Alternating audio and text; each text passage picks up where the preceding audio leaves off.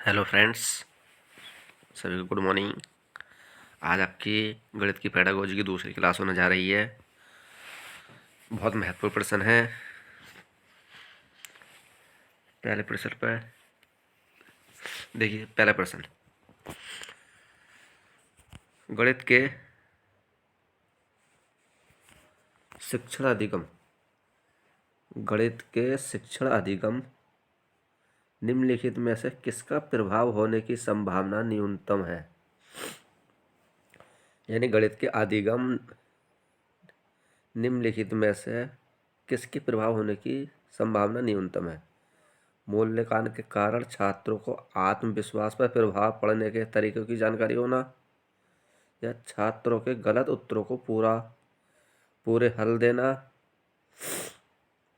या प्रतिपुष्टि की गुणवत्ता में वृद्धि, या मूल्यांकन के परिणामों के प्रयोग में शिक्षण के परिवर्तन करना। तो हम बात करते हैं अधिगम पर किसका प्रभाव होने की संभावना न्यूनतम रहती है। तो छात्रों के गलत उत्तरों के पूर्व हल कर देना, इस पर प्रभाव न्यूनतम रहता है। बी ऑप्शन सही है। इसके बारे में जानते हैं। देखिए, छात्रों के गलत उत्तरों के पूरे हल देना गणित के शिक्षण अधिगम पर प्रभाव होने की संभावना न्यूनतम है। मतलब शिक्षण अधिगम पर प्रभाव होने की संभावना न्यूनतम है, क्योंकि कोई जरूरी नहीं कि सभी छात्र गणित में समान दृष्टि से विधाता रखते हों।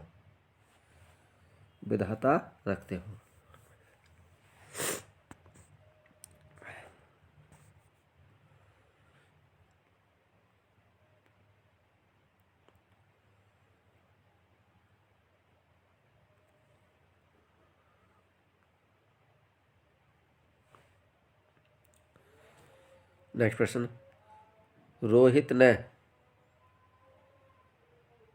ने अनुभव किया कि एक चतुर्भुज और एक आयत दोनों ही वह बैन हील के मानस चिंतन के कौन से चरण पर हैं। देखिए, रोहित ने अनुभव किया कि वर्ग और एक चतुर्भुज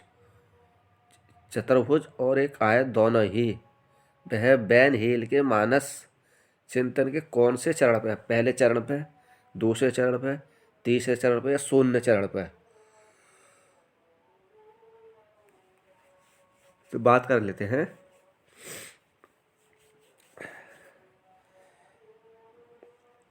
इस प्रश्न के अनुसार अगर हम बात करें तो बैन हील का ये मानस चिंतन आपका दूसरा चिंतन है। ए ऑप्शन सही है।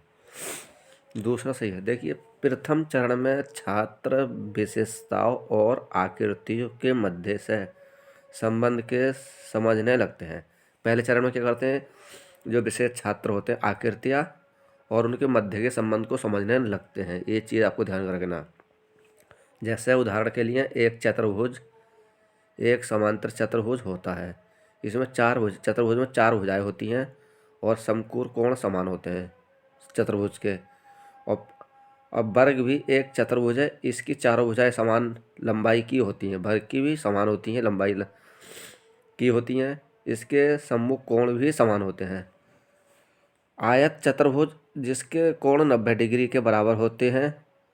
वर्ग चार समान भुजाओं और कोणों वाला एक चतुर्भुज भी है। अतः स्पष्ट है कि ये वर्ग चतुर्भुज और आयत दोनों ही हो सकते हैं।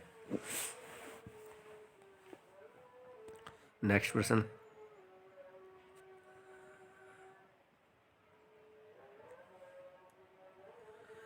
किन्हीं दो पूर्ण संख्याओं का योग एक पूर्ण संख्या होता है। किन्हीं दो संख्याओं का पूर्ण एक संख्या होता है तो पूर्ण संख्याओं के इस गुण को इस प्रकार लिखिया जाता है कि सहचार्य गुण, वितरण गुण, या संवृत्त गुण। तो यह क्रम विनिमय गुण क्या है आपका, संवृत्त गुण। सी ऑप्शन सही है, संवृत्त गुण या रास समृद्ध गुण। राशि ए और बी दोनों पूर्ण संख्या होती हैं, इसका योग भी पूर्ण संख्या होता है। दो संख्या जैसे 6 और 7 का योग कितना हो गया, 13 होगा, ये भी पूर्ण संख्या होगी।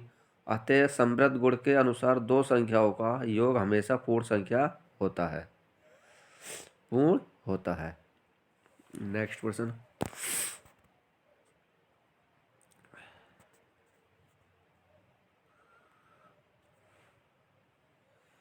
गणित के शिक्षण अधिगम में विशिष्ट निम्नलिखित में कौन सा कथन सत्य नहीं है, नहीं देखना हमें। नमूनों के अवलोकन और सामान्यीकरण से प्राथमिक कक्षा के विद्यार्थियों में गणित विज्ञान का सृजन किया जा सकता है। गणितीय ज्ञान के सर्जन में तर्क और वार्ता की एक महत्वपूर्ण भूमिका है। या गणितीय अधिगम एक सामाजिक प्रक्रिया में जिसमें संवाद निम्नलिखित है, ये भी ठीक है तीनों। गणित ज्ञान की रचना में संस्कृति और संदर्भ की कोई भूमिका नहीं देता, तो हम करें ये डी ही चौथ सही है, इसका ये सही है। क्योंकि गणित शिक्षण अधिगम के विषय में गणितीय अधिगम एक सामाजिक प्रक्रिया है जिसमें संवाद सम्मिलित हैं, साथ ही नमूनों के अवलोकन और सामान्यीकरण से प्राथमिक कक्षा के विद्यार्थियों में गणित ज्ञान का सर्जन किया जा सकता है। और गणितीय ज्ञान के सर्जन के तर्क और वार्ता की एक महत्वपूर्ण भूमिका है। नेक्स्ट प्रश्न।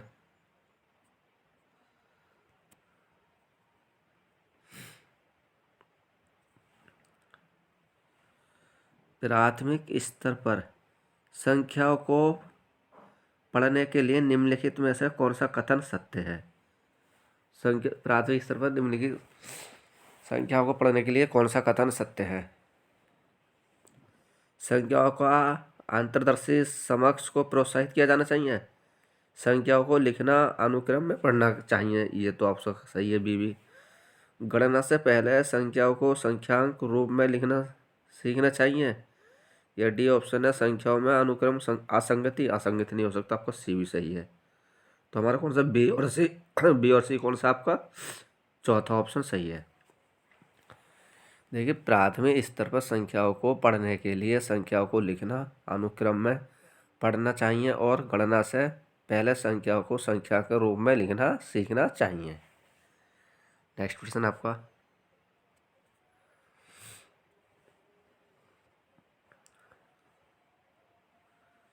प्राथमिक स्तर पर गणित पढ़ने के लिए निम्नलिखित में से कौन सा पहलू अत्यंत महत्वपूर्ण है। प्राथमिक स्तर पर गणित पढ़ने के लिए निम्नलिखित में से कौन सा पहलू अत्यंत महत्वपूर्ण है। उच्चतर पढ़ाई और रोजगार के लिए तैयार करना, ये नहीं हो सकता। प्रौद्योगिकी के लिए प्रोत्साहित और तैयारी करना, या गणित को बच्चों के जीवन के अनुभव को भाग बनाना, ये बिल्कुल करेक्ट है। क्योंकि गणित एक ऐसा बच्चों को पढ़ाना है जो बच्चों का गणित उसका अंग बन जाए या भाग बन जाए। देखिए, प्राथमिक स्तर पर गणित पढ़ने के लिए गणित को बच्चों के जीवन के अनुभवों का भाग बनाना है, उसका पहलू बनाना है, उसके अत्यंत महत्वपूर्ण के उद्देश्य बताने हैं गणित के बच्चों को। Next question.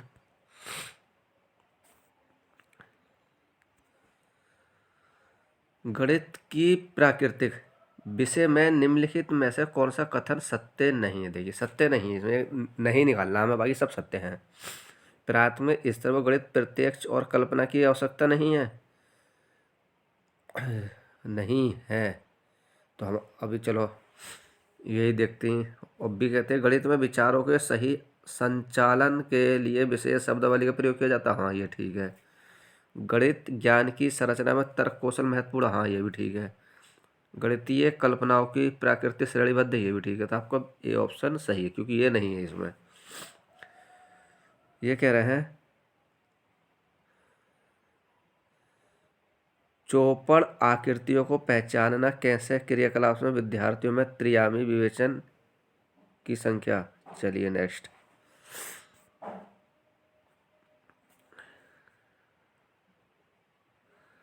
नेक्स्ट क्वेश्चन है आपका। इसका ऑप्शन नीचे है आपके, देखते हैं। निम्नलिखित क्रियाकलापों में से किसमें विद्यार्थियों में त्रिविवेचन दिक स्थान की समझ विकसित होने की सर्वाधिक संभावना है? देखिए, निम्नलिखित में से क्रियाकलापों में से किसमें विद्यार्थियों में त्रिविम विवेचना दिक स्थान की समझ विकसित होने की सर्वाधिक संभावना है? किसकी संभावना है? चौपड़ आकृति को पहचानना, या आपका बी ऑप्शन आंकड़ों को निरूपित करने के लिए दंड आलेख खींचना, या एक संख्या चार में नमूनों की संख्या, या सुडोल पहेलियों को हल करना। तो हमारा कौन सा ये ऑप्शन सही है? चौपड़ आकृतियों को पहचानना, त्रियामी या अधिक स्थानीय को आकृतियों को पहचानना। Next question.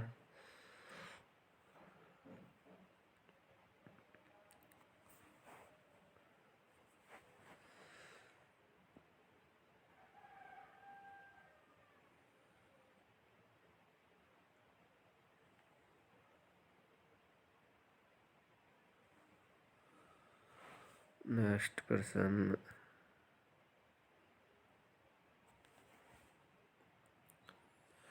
देखो, बच्चों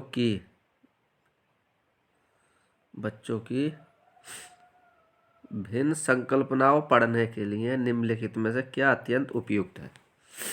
संख्या चार, क्यूजिनेरेडस, गिनतारा, या जियो बोर्ड। तो हम इसकी बात करें, बच्चों को भिन्न की संकल्पना को पढ़ाने के लिए निम्नलिखित में से क्या अत्यंत उपयुक्त है? चार संख्या तो हो नहीं सकता, आपको गिनतारा भी नहीं, तो है क्यूजेनर रोडस। क्या है आपका? बी ऑप्शन सही है। इसके बारे में जान लेते हैं क्या है। देखिए, क्यूजेनर रोडस छात्रों के लिए गणित सीखने की सहायक सामग्री है जो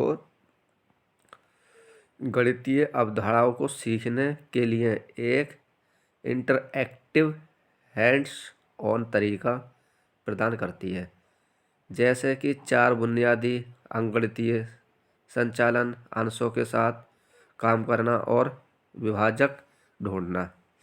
1950 के दशक की शुरुआत में केलब गेटेंगनो ने बेल्जियम के प्राइमरी स्कूल टीचर जॉन्सेंस क्यूजिनियर ने 1891 से और 1975 द्वारा बनाए गए रंगीन नंबर की रोड्स के इस सेट को लोकप्रिय किया गया था, जिसे हम रोड्स रेगल्टस कहा जाता है।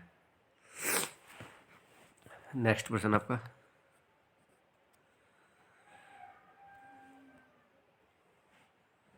निम्नलिखित में से किसमें संख्या 3 का प्रयोग सूचक भाव से हुआ है? प्रत्येक समूह में 3 टीम सदस्य, इस डिब्बे में 3 पेंसिलों के कई समूह हैं, मैं इस इमारत की तीसरी मंजिल पर रहता हूँ। मतलब क्रम सही करना है, तो हमारा ये सही है, क्योंकि इस इमारत में मैं तीसरी मंजिल पर रहता हूँ। देखिए, मैं इस इमारत में तीसरी मंजिल पर रहता हूँ, बाकी में संख्या 3 का प्रयोग क्रम सूचक भाव से हो रहा है। क्या है इसमें? क्रम से 1 2 3 इस टाइप से हो रहा है, तो हमें क्रम सूचक लगाना है इसमें। नेक्स्ट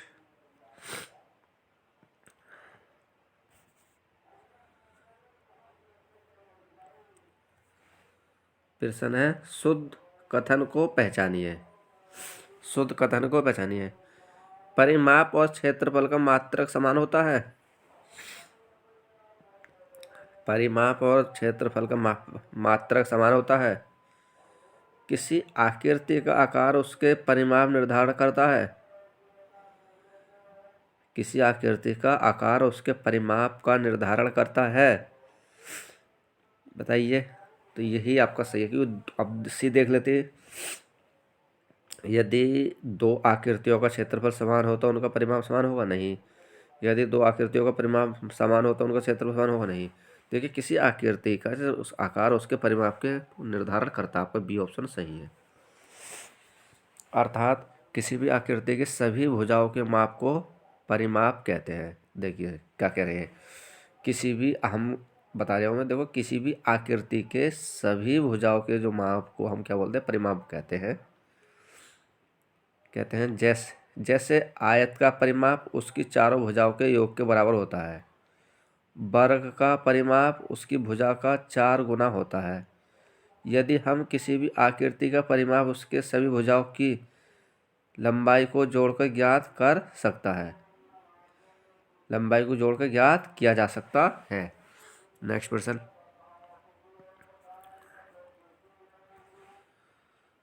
गणितीय पाठ्यक्रम के संबंध में शुद्ध कथन को पहचानिए। गणित के पाठ्य संबंध में गणित के तो हमें शुद्ध पहचान नहीं है। पहला है इसमें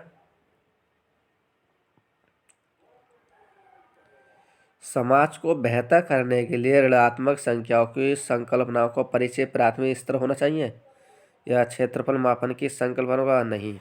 हमारा पहला ही आंसर इसमें। और देख लेते हैं, क्षेत्रफल मापन की संकल्पना का परिचय केवल उच्च प्राथमिक स्तर देना चाहिए या और आपको नीचे इसके ऑप्शन दे रखे हैं, इसमें नीचे पहुंच गए। बीज गणितीय विचारों की नींव प्राथमिक स्तर पर डाली जानी चाहिए नहीं। विभिन्न की संकल्पना का परिचय क्षेत्र केवल उच्च प्राथमिक स्तर पर होना देना चाहिए नहीं। तो हमारा कौन सा सही है? ये ऑप्शन इसमें सही है।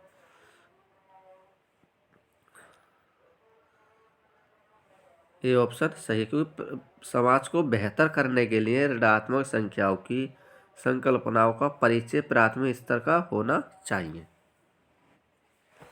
नेक्स्ट प्रश्न आपका,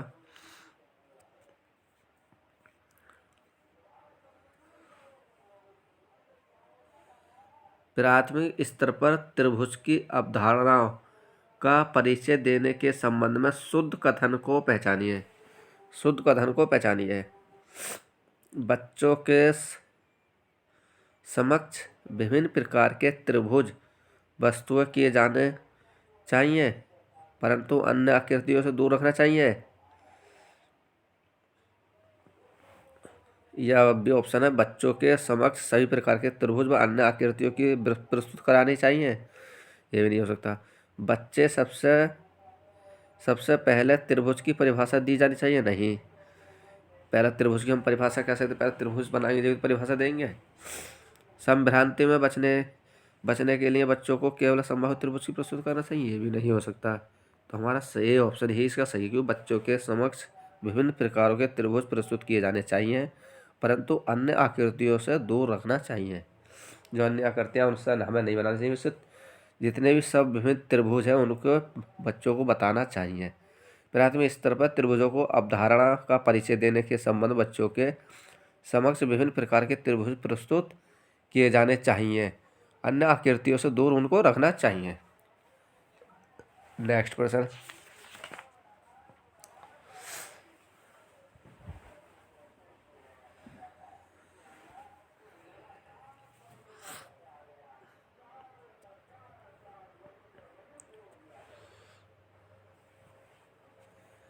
गणित के शिक्षण आदिगम संदर्भ में निम्नलिखित में से कौन सी प्रक्रिया वांछनीय है? देखिए, गणित के शिक्षण आदिगम में कौन सी प्रक्रिया वांछनीय है? खुली पुस्तक परीक्षा से बचना चाहिए, यह विद्यार्थियों को बताना चाहिए कि प्रश्नों को हल करने के लिए निबंध कदमों का अनुकरण करें, भ्रांति को रोकने के लिए मुक्त उत्तर वाले ओपन एडेड प्रश्नों से बचना चाहिए, संकल्पनाओं की अंतर्दृष्टि समझ को प्रोत्साहित कराना चाहिए। तो यही आपका इसका आंसर सही है, डी ऑप्शन। देखिए, गणित के शिक्षण अधिगम संदर्भ में संकल्पनाओं की अंतर्दृष्टि समझ को प्रोत्साहित कराना चाहिए। ये प्रक्रिया वांछनीय है। कक्षा स्तर के अधिगम परिणामों को प्राप्त करने में बच्चों की मदद करने के लिए उचित शैक्षणिक विज्ञान की प्रक्रिया का संचालन करने में सक्षम होंगे। सभी बच्चे अधिगम प्रगति को निरंतर सुनिश्चित करने के लिए शिक्षण प्रक्रियाओं के साथ सूचकांक की एकीकृत करने में सक्षम होंगे। नेक्स्ट प्रश्न आपका,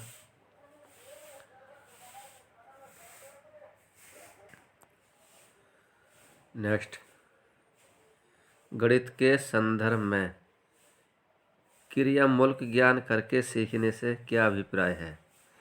गणित के संदर्भ में क्रियामूलक करके सीखने से क्या अभिप्राय है? पहला ऑप्शन आपका ए ऑप्शन देखिए, अवधारणा से संबंधित अर्थपूर्ण क्रियाशील गतिविधि द्वारा गणित में अवधारणा का अधिगम को सीखना। बी ऑप्शन है, प्रश्नों को बहुत बार उनको देखना जब तक क्रियाशील रट कर तो कर दो, रट को दो एकदम। पाठ्य पुस्तक प्रश्नों को करके अवधारणा को अधिगम ही नहीं है, स्वयं प्रश्नों को हल करके सीखना नहीं। अवधारणा से संबंधित अर्थपूर्ण क्रियाशील गतिविधि द्वारा गणित में अवधारणा का गणित अधिगम को सीखना, ये ही ऑप्शन सही है इसका। तो करके सीखना ये विचार है कि जब हम वास्तव में गतिविधि को हल करते हैं, वो गतिविधि को करते हैं और अधिक सीखते हैं, तो उदाहरण के लिए अवधारणा से संबंधित गतिविधियों पर सीखना ही वास्तव में सीखना है। नेक्स्ट प्रश्न,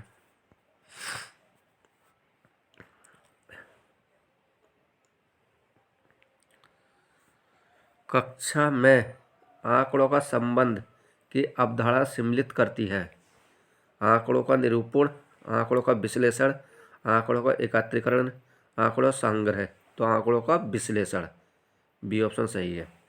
डेटा हैंडलिंग, आंकड़ा प्रबंधन का अर्थ है डेटा का सेट एकत्र करना और एक अलग रूप से प्रस्तुत करना। डेट किसी भी रूप से इसका रूप हो सकता है, ये शब्द संख्या, माप, विवरण या अवलोकन हो सकता है।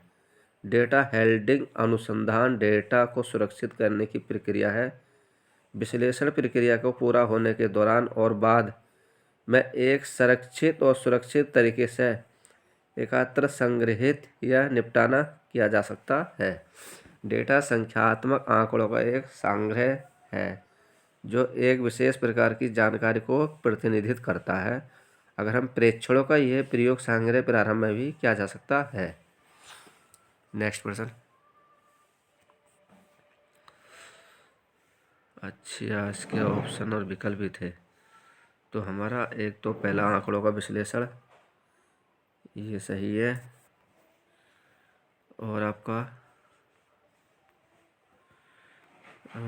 आंकड़ों का निरूपण, अच्छा आंकड़ों निरूपण, आंकड़ों का विश्लेषण और आंकड़ों का एकत्रीकरण, तीनों सही ऑप्शन है, ए बी सी। अगर हम ए बी सी की बात करें, ए बी सी की बात करें तो इसमें ए बी सी आपका बी ऑप्शन सही है, ये ठीक है। नेक्स्ट,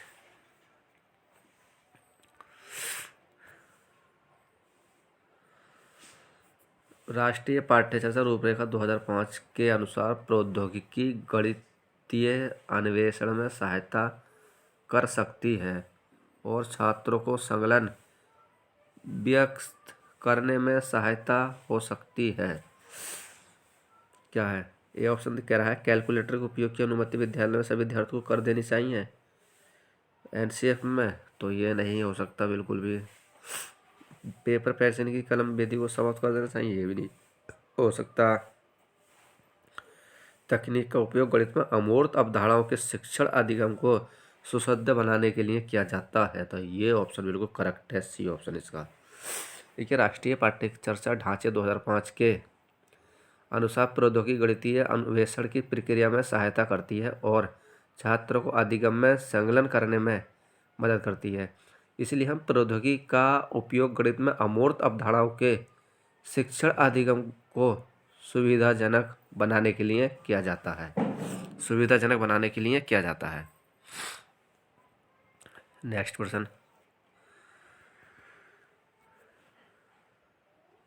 यूनिसेफ समर्थित पहल वाला है। यूनिसेफ समर्थित पहल वाला है, देखिए बाला क्या है, ये बाला है बिल्डिंग एस लर्निंग एड। देखिए building as learning as aid, इसका जो फुल फॉर्म है बिल्डिंग एस लर्निंग एड। अब ये क्या है, बुक्स एक लर्निंग एड है, बिल्डिंग एज लर्निंग एड है, bulletin board as learning aid है, या blackboard as learning aid है। इसकी हम बात कर लेते हैं, तो इसमें कौन सा सही है आपका, तो बिल्डिंग एज लर्निंग एड। हाँ देखो, बिल्डिंग एज लर्निंग एड, तो बी ऑप्शन सही है इसका। स्कूल के बुनियादी ढांचे की समग्र योजना बनाने और उसका उपयोग करने का एक तरीका है। इसमें विशेष आवश्यकता वाले बच्चे CWSN के लिए गतिविधि आधारित शिक्षण, बाल मित्रता और समावेशी शिक्षा के विचारों को शामिल किया गया है। मूल रूप से ये मानता है कि स्कूल की जो वास्तुकला है शिक्षण अधिगम प्रक्रियाओं के लिए एक महत्वपूर्ण संसाधन हो सकती है। बिल्डिंग, देखिए बी से है आपका बिल्डिंग, और आपका ए से एज है, मैं सही से दोबारा रिपीट करा रहा हूँ आपको, और एल से हम लर्निंग, और ए से एड, ये ही ऑप्शन इसका सही है बाला का, जो इंग्लिश में दे रखा बाला। नेक्स्ट क्वेश्चन आपका,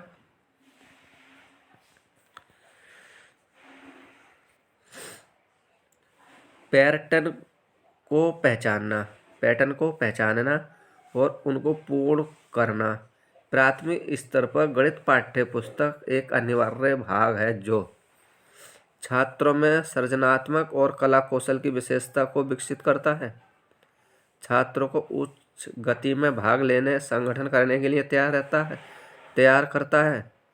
यह छात्रों को गणितीय पहेलियाँ हल करने में सहायता करता है। यह छात्रों में रचनात्मक प्रोत्साहित करता है तथा संख्या और सक्रिय को गुणों को समझने में सहायता करता है। तो यही आपका आंसर इसमें, छात्रों में सृजनात्मक कला कौशल की विशेषता को विकसित करता है। तो किसको करता है? तो हमारा ए ऑप्शन सही है इसका, है आपका डी भी। अगर ये इस टाइप का ए नहीं होता तो हमारा डी माना जाता था। अब बेस्ट अगर हमारे तो ये देखिए, सृजनात्मकता और कला कौशल की विशेषताओं को विकसित करता है। प्रोत्साहित तो आगे जो हमारा प्रोत्साहित करता है, प्रोत्साहित तो बच्चों को नहीं कर सकते, ये प्रोत्साहित तो बच्चों को नहीं कर सकते, तो ये हमारा गलत है। नेक्स्ट प्रश्न आपका देखिए, करके सीखना विचार है। जब हम वास्तव में गतिविधियों को हल करते हैं और अधिक सीखते हैं, तो उदाहरण के लिए अवधारणा से संबंधित गतिविधियों में सीखना वास्तव में सीखना है। नेक्स्ट प्रश्न,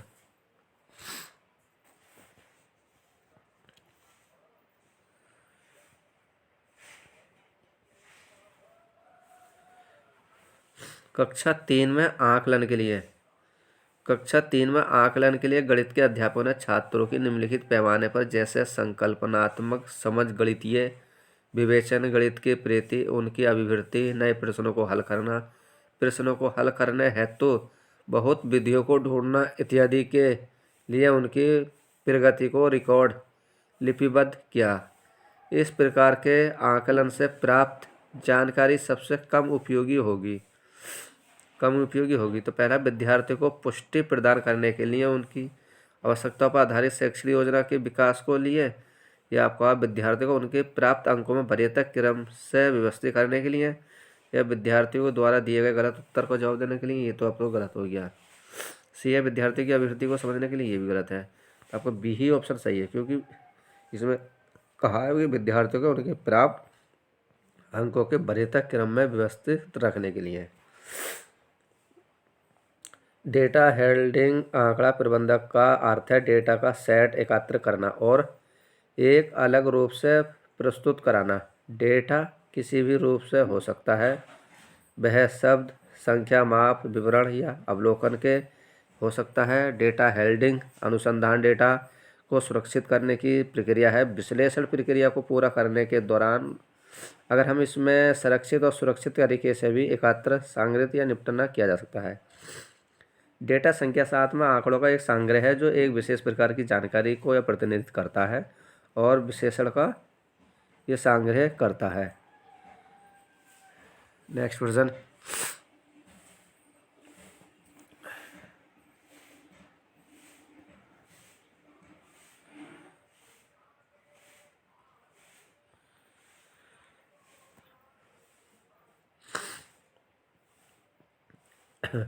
सोयत शोध। देखिए, सोयत शोध हरीशको शब्द का अर्थ क्या है?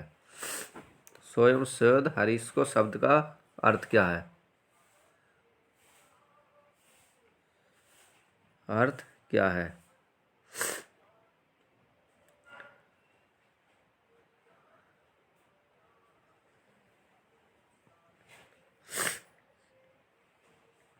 जानना, विचार करना, अधिगम करना।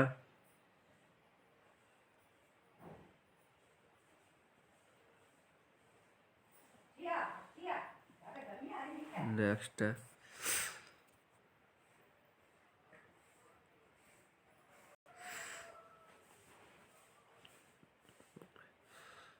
हैरिस शब्द का अर्थ क्या है? जानना, ये विचार करना, या अधिगम करना, या खोज करना। तो ये आपका क्या है इसका? हैरिस शब्द का अर्थ है खोज करना, क्योंकि हैरिस शब्द ग्रीक शब्द हैरिस्को से लिया गया है, जिसका अर्थ है आई फाइंड या आई डिस्कवर। इस पद्धति में तात्पर्य है कि छात्रों में दृष्टिकोण, खोजों का ज्ञान होना चाहिए, ना कि ज्ञान के निष्क्रिय प्राप्तकर्ताओं का। नेक्स्ट,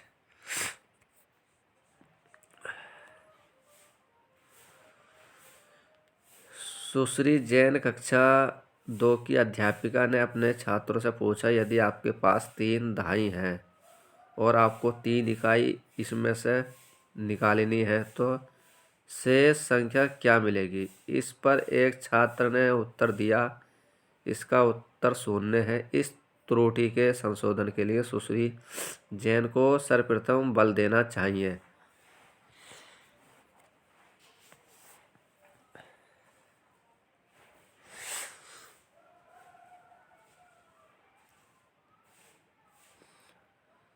इस पर बल देना चाहिए। अभ्यास के लिए इसी प्रकार के और ज़्यादा प्रश्न देने पर, या पहले योग की क्रिया को दृढ़ करने पर भी विफल, व्याकरण को बढ़ाना, यह आपका क्रियाशीलता अनुभवों को द्वारा स्थानीय मान की अवधारणाओं को शोधन करने पर, व्याकरण की केवल मानक कलन की विधि के शिक्षण पर। तो आपको इसमें माकल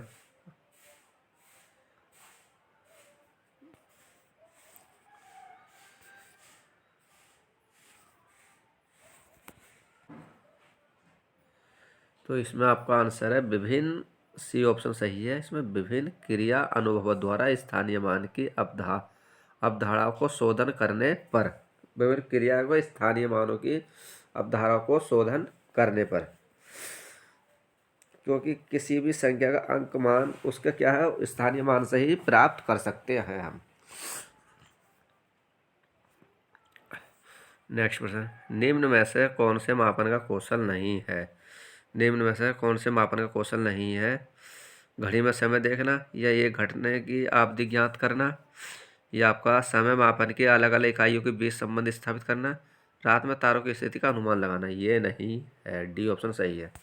क्योंकि गणित में समय में घटनाओं के चल रहे निरंतर अनुक्रम के रूप में परिभाषित किया जा सकता है। समय का उपयोग घटनाओं की अवधि या उसके बीच के अंतराल को मापन या तुलना किया जा सकता है। नेक्स्ट प्रश्न आपका,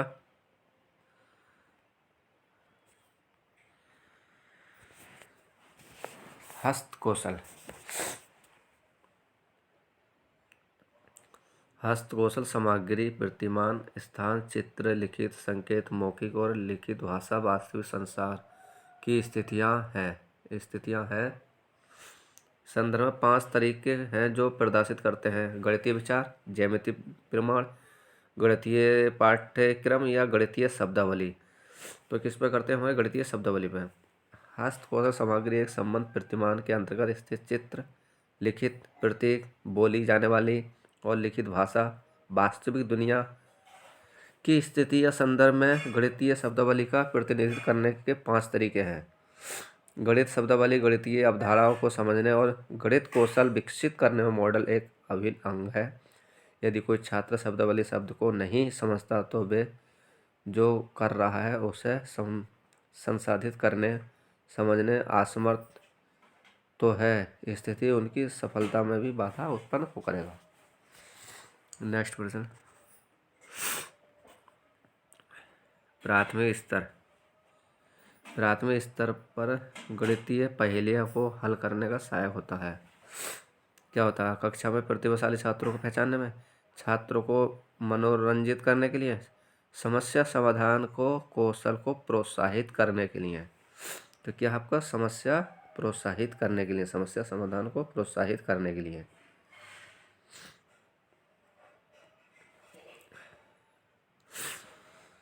विद्वान में गणित का अधिगम नीरस, रुचि, कठिन और उबाऊ माना जाता है। सबसे महत्वपूर्ण कारणों में से एक शिक्षक और छात्रों के बीच आकलन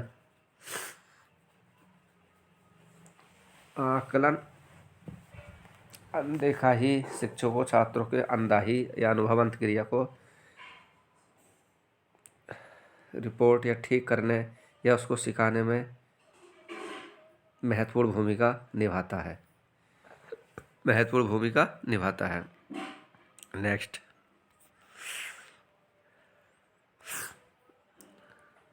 देखिए बैन हेले के ज्यामिति विवेचन के सिद्धांत के प्रतिमान के अनुसार निम्न में से कौन सा स्तर विश्लेषण स्तर का उदाहरण है। सीमा जानती है कि एक समद्विबाहु त्रिभुज की दो बराबर भुजाओं और दो बराबर कोण होते हैं। बी ऑप्शन है, सीमा एक त्रिभुज के रूप में एक आकृति की पहचान करती है जो तीन सीधा रेखा से बंद होता है।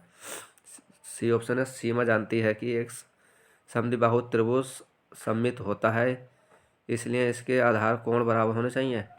सीमा मानती है कि समद्विबाहु त्रिभुज, लेकिन सभी त्रिभुज समद्विबाहु त्रिभुज नहीं होते। आपका डी ही ऑप्शन इसका सही है, क्योंकि बैन हेल के ज्योमेट्री रीजनिंग के सिद्धांत के अनुसार विश्लेषण स्तर का उदाहरण यह है कि सभी समद्विबाहु त्रिभुज हैं, लेकिन सभी त्रिभुज समद्विबाहु त्रिभुज नहीं होते।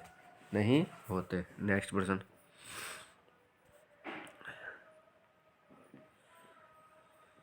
कक्षा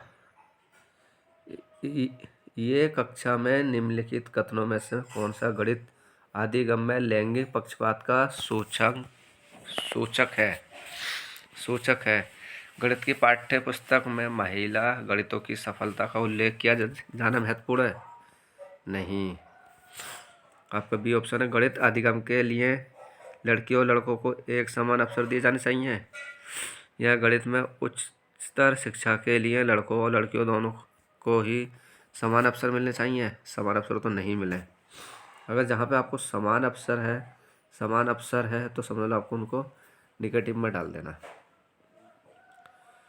लड़कों में गणित की सफलता का श्रेय उनके समर्थन को दिया जाता है, जबकि लड़कियों का सफलता का श्रेय उनके प्रयासों को दिया जाता है। डी ऑप्शन सही है, क्योंकि लैंगिक पूर्वग्रह लड़का लड़की सोच में सीखने के अनुभवों को विभाजित करता है। भले ही एक कक्षा की लड़कियां और लड़के एक ही कक्षा में बैठते हैं और एक ही शिक्षक द्वारा पाठ्य लिया जाता है। देखिए संस्कृति अभिविवर्तियों के कारण लड़कों में क्षमता लड़कियों के मात्र प्रयास करने जैसे विभिन्न प्रकार करने चाहिए। लैंगिक पूर्वग्रह की धारणा को लैंगिक को दूसरे की तुलना में अधिक प्राथमिकता देना चाहिए और लैंगिक पूर्वग्रह के ये उदाहरण हैं।